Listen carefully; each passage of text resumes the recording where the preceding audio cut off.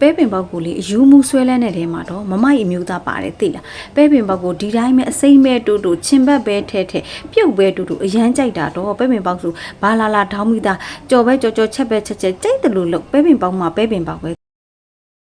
အိုဘာစီလေးခဏသွားတော့အောင်မလေးမလီပဲပင်ပေါက်ကိုလွမ်းလို့တဲ့မိမထက်တောင်လွမ်းသေးတယ်မိမရဲ့တဲ့ပြန်လာလို့ရှင်လေတဲ့မောင်ကိုပဲပင်ပေါက်ကလေးကိုတမျိုးမျိုးလေးတော့စီစဉ်ပေးထားပါတဲ့မောင်ပဲပင်ပေါက်လေးကိုအရင်ဆုံးစားပြရစီတဲ့တော့ကဲမိမထက်တောင်မှပိုချစ်သေးရတော့ပဲပင်ပေါက်ကိုကျမမျိုးသားဘယ်လောက်ထိတောင်ပဲပင်ပေါက်ကိုဆွဲလန်းလန်းလဲဆိုတာစဉ်းစားကြည့်လိုက်တော့ကဲဒီနေ့လေသူ့အကြိုက်ပေါ့နော်ပဲဒီချင်းလေးမစားရတာကြပြီမိမရဲ့တုတ်ကျွေးပါအောင်ဆိုတာနဲ့ကဲမမကြီးကသူ့တုတ်ပေးဖြစ်တာလေးပဲဖြစ်ပါတယ်ရှင်တုံဒီလေးကိုတော့မပြောပြဖြစ်တော့ဘူးနော်အယောင်ကိုလည်းကူပါတယ်ရှင်ဒီထဲမှာကြည့်သွားပြီးတော့တုတ်စားလိုက်ပါနော်